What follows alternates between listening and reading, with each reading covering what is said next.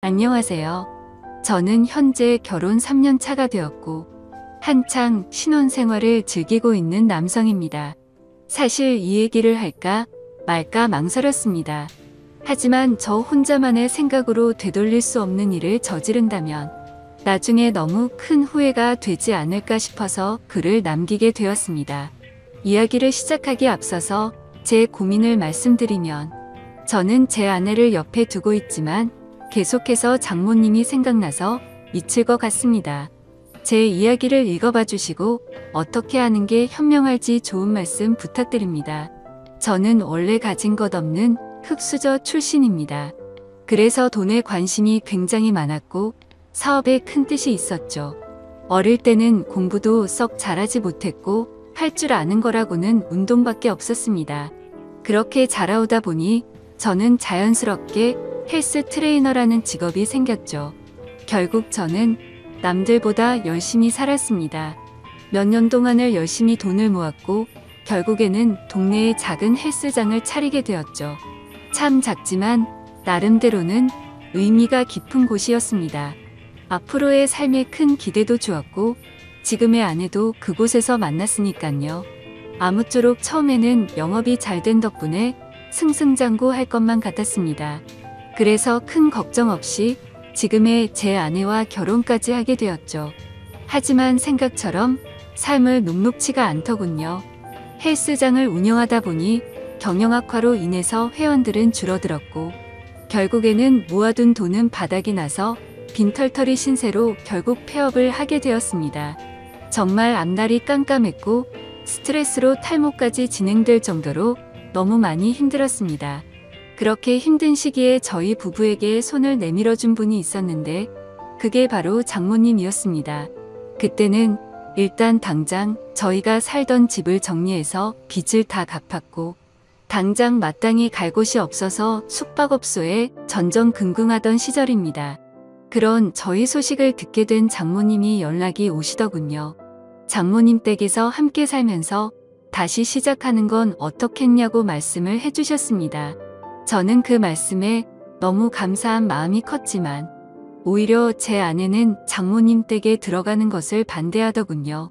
사실은 아내가 반대할 만한 이유가 있었습니다. 다들 아내가 친정으로 들어간다고 하면 좋아할 거라고 생각하시겠지만 아내는 그렇지 않은 게 장모님과 별로 사이가 좋지 않았기 때문이죠.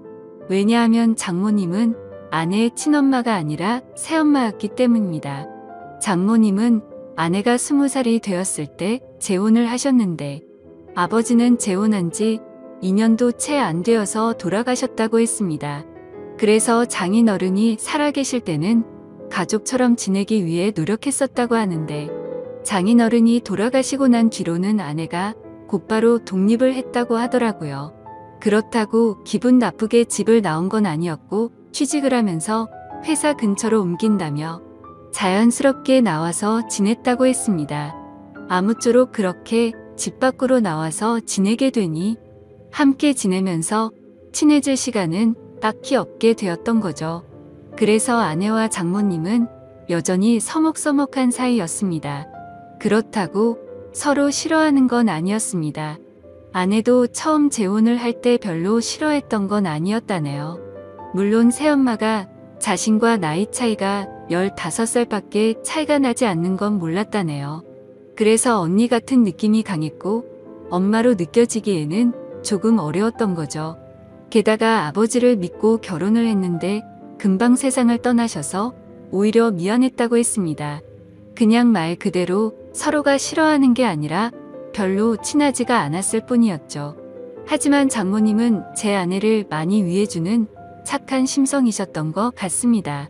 안타깝게 결혼 생활을 짧게 하고 남편을 떠나보냈지만 유산 덕분에 그래도 일도 하지 않고 잘 먹고 잘 사는데 아내가 길바닥에 나앉았다고 하니 차마 지켜만 볼 수 없으셨던 거죠. 여하튼 저는 아내가 불편할 걸 알았지만 어쩔 도리가 없었습니다. 아무리 생각해도 현실적으로 가장 합리적인 선택은 처가살이었죠. 제 본가는 시골에 있어서 간다고 하더라도 주변에 농과 밭밖에 없어서 제대로 된 직장을 구할 수도 없는 노릇이었고 다시 재계하기에는 결코 갈 수가 없다고 생각했습니다. 장모님이 계신 집이 평수도 넓은데 혼자 계시기에는 남는 방도 많았으니 저와 아내가 조금만 불편함을 감수한다면 아주 이상적인 선택이라고 생각을 했습니다. 그래서 저는 며칠 동안 끈질기게 아내를 설득하고 또 설득을 했습니다. 평생 같이 지내는 것도 아니고 집을 얻을 수 있는 돈을 모을 때까지만 장모님 댁에서 지내자고 했죠. 결국 아내도 현실과 타협을 하게 됐고 저희는 그렇게 장모님 댁으로 들어가게 되었습니다. 솔직히 저라고 마음이 편했을까요? 저도 염치가 있었기에 정말 너무나도 마음이 불편하긴 했었습니다. 하지만 어쩔 수 없이 장모님 댁에 들어가서 살게 되었죠. 그렇게 한 달이라는 시간이 지났습니다. 아내는 원래 다니던 회사에 계속해서 다녔고 저는 장모님 댁에서 멀지 않은 곳에 헬스 트레이너로 취직을 하게 되었죠. 저는 직업의 특성상 사람이 많은 주말에는 쉬는 날이 없었고 평일 중에 하루만 쉬는 날이 있었습니다. 그리고 아내와는 출근 시간 자체도 달랐었죠. 저는 저녁에 출근을 했고 아내는 아침 일찍 출근을 했으니까요. 어느 날 평일에 제가 쉬는 날이었습니다. 저는 오랜만에 쉬는 날이어서 마음 편하게 산책이나 할 겸 동네 공원에 가서 가볍게 조깅을 하고 집으로 들어왔습니다. 그런데 문을 들어서는 순간 깜짝 놀랐습니다. 거실에 의자는 나뒹굴고 있었고 장모님은 쓰러져서 앓는 소리를 내고 계시더라고요. 저는 놀라서 얼른 장모님께 달려 들어갔습니다. 몸 상태를 봤더니 다행히 어디가 부러지거나 한 건 아니었고 근육이 놀라서 경직이 되어 있었습니다. 무슨 일이냐고 여쭤봤더니 거실의 전등을 교체하기 위해서 의자 위에 올라가셨다가 의자가 넘어지는 바람에 바닥에 떨어졌다고 하시더라고요. 저는 제가 하면 되는데 왜 그렇게 하셨냐고 역정을 냈고 어디 다른 곳 크게 아픈 곳은 없냐고 물었습니다. 장모님이 크게 다친 곳은 없는 것 같은데 허리가 조금 삐끗한 것 같다고 말씀을 하시더라고요. 그래서 저는 마사지 자격증도 가지고 있었기에 장모님에게 마사지를 해드리겠다고 말씀을 드렸습니다. 처음에는 민망하셨는지 제 호의를 계속해서 거절하시더라고요. 하지만 장모님 댁에 오고 나서 해드린 것도 없어 죄송했던 터라 저는 고집을 부렸습니다.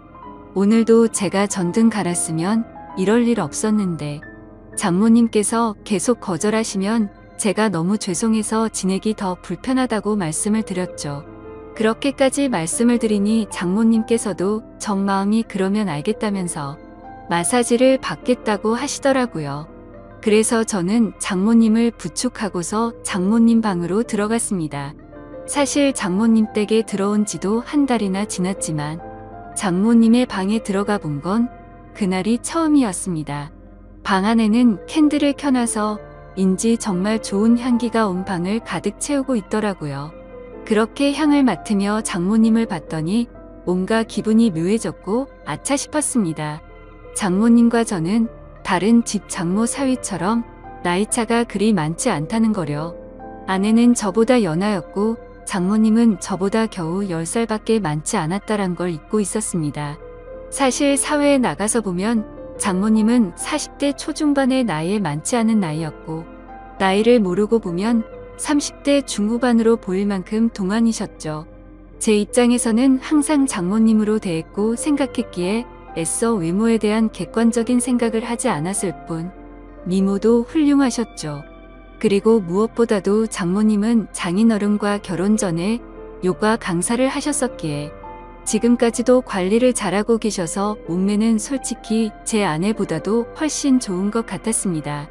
아무튼 저는 엎드려 있는 장모님을 보니까 순간 수많은 생각들이 스쳐 지나갔지만 정신을 차리고 마사지를 해드리기 시작했습니다.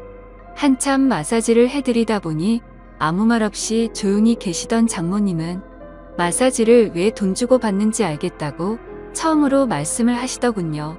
그리고는 저에게 여기저기 아픈 곳을 알려주셨고 저는 허리뿐만이 아니라 평소에 불편하시다고 한 곳을 전체적으로 마사지를 해주었습니다.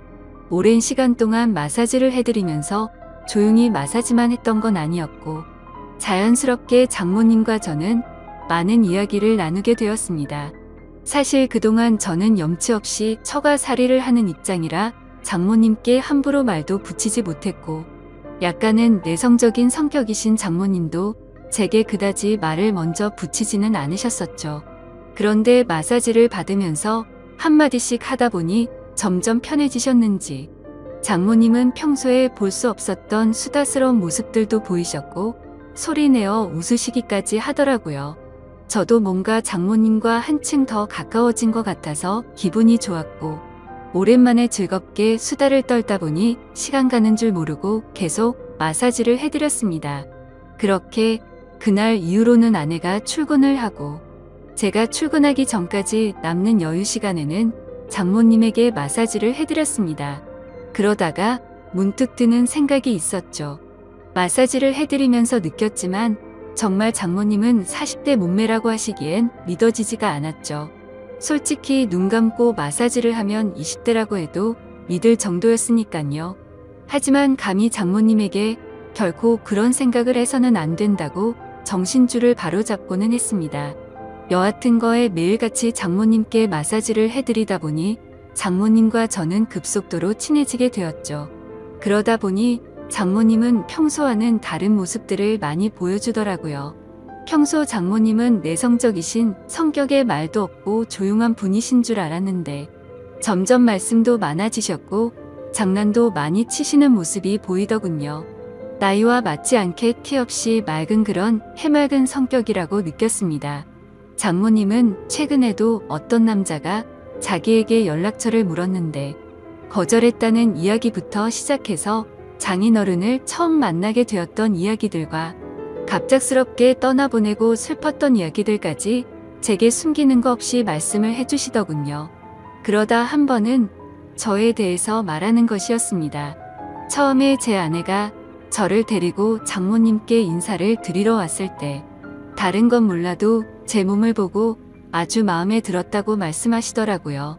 제가 너무 듬직해 보였고 몸 좋은 사람들이 자기 관리를 잘하는 사람이라고 생각한다며 저의 첫인상을 정말 좋게 보셨다고 말씀을 해주시더라고요. 그러다 장모님은 저에게 짓궂은 농담을 던지셨습니다.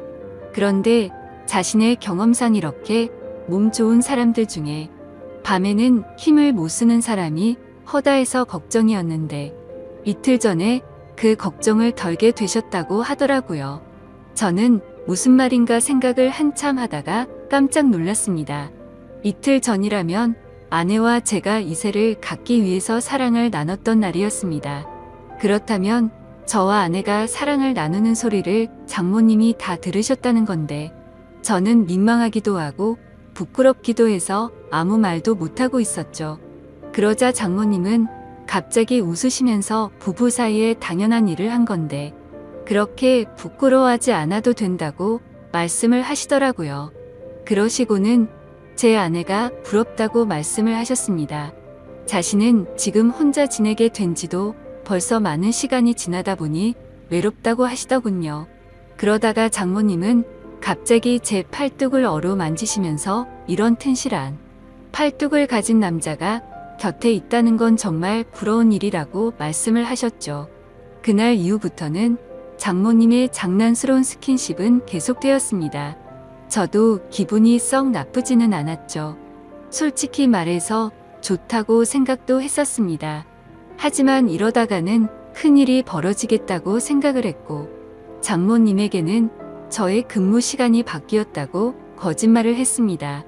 그날부터는 저는 아내와 함께 출근을 하게 되었고 아내가 퇴근하는 시간을 맞춰서 같이 집으로 들어갔었죠. 그렇게 저는 가정의 평화를 위해 장모님과의 거리를 두기 시작했습니다. 장모님도 제가 아내와 함께 있으니 둘이 있을 때처럼 함부로 장난을 치지는 못하셨고 별탈 없이 시간이 흘러가고 있었죠. 그러다 며칠 뒤 저는 아침에 아내와 함께 출근을 하기 위해 집 밖으로 나왔고 마땅히 갈 곳이 없어서 집 근처 커피숍에서 휴대폰을 하면서 시간을 보내고 있었습니다. 그런데 갑자기 장모님에게 전화가 오더군요. 무슨 일이지 싶어서 전화를 받았더니 장모님은 제게 어디냐고 물으시더라고요. 저는 지금 헬스장에서 일을 하고 있다고 했죠. 그러자 장모님은 요즘 헬스장에서는 무슨 커피도 파냐고 묻더라고요. 저는 그 말에 무슨 말을 하시는 거지 싶어서 고개를 들었더니 커피숍 입구 쪽에서 저를 노려보고 있는 장모님을 발견하고 말았습니다. 그리고는 장모님은 아무 말도 안 하시고 전화를 끊으시고는 밖으로 나가 버리셨죠. 그날 이후로는 정말 집안 분위기가 엉망진창이 되었습니다. 그렇지 않아도 서먹서먹한 분위기였는데 그때부터는 한기까지 느껴질 정도였죠. 그래서 저는 하루하루가 바늘 방석에 앉아서 생활하는 것처럼 너무 많이 불편했었습니다. 그렇게 불편한 나날을 보낸 지도 몇 주가 지나갔고 아내는 회사 워크숍이 있어서 1박 2일로 자리를 비운다고 하더군요. 저는 어색한 걸 너무 싫어하는 성격이라 솔직히 그때부터 너무 초조했고 미칠 것 같았습니다. 차라리 친구들을 만나서 밤새도록 술이나 먹고 들어올까부터 시작해서 여행이라도 다녀온다고 할까 등 수많은 여러 가지 생각을 했지만 아내가 자리를 비울 때 기회다 싶어서 같이 자리를 비우면 일을 더 악화시킬 것 같아서 차마 그런 방법을 선택할 수는 없겠더라고요. 그래서 저는 장모님과 이런 불편한 관계로 계속해서 지낼 수는 없는 노릇이었기에 결국 정면 돌파를 하기로 마음을 먹게 되었습니다. 저는 아내가 워크숍을 간 날 삼겹살과 소주 등 장모님께서 좋아할 만한 것들을 잔뜩 사들고서 집으로 들어갔습니다. 장모님의 방문을 노크하면서 장모님께 그동안 죄송했다며 함께 먹자고 말씀을 드렸죠. 하지만 제게 많이 화가 나신 장모님은 대꾸도 하지 않으시더라고요. 그래서 저는 간곡히 계속해서 부탁을 드렸고 결국에는 장모님은 제 성화에 모시겨 식탁에 앉으셨습니다. 저는 열심히 고기를 구워서 쌈도 싸드렸고 장모님의 잔이 비지 않도록 소주도 계속 채우면서 허심탄회하게 이야기를 시작했습니다. 장모님께서는 장난이라고 제 몸을 계속 만지시는데 솔직히 저한테는 정말 부담스러운 일이었다고 했죠. 그러자 장모님은 그게 그렇게 싫어서 거짓말까지 하고 그랬냐고, 그냥 싫으면 싫다고 하지 그랬으면 굳이 안 했을 텐데 왜 이상한 사람을 만드냐고 화를 내셨습니다. 저는 또 화가 나신 장모님을 보면서 당황한 나머지 사실 싫어서 그랬던 건 아니었다고 했죠. 그런데 그 말을 하자마자 아차 싶었습니다. 장모님은 곧바로 싫은 게 아니면 뭐냐고 물으셨습니다. 이런 말씀 드리기 그렇지만 사실 장모님께서 저를 만지실 때마다 좀 느낌이 이상했다고 했죠.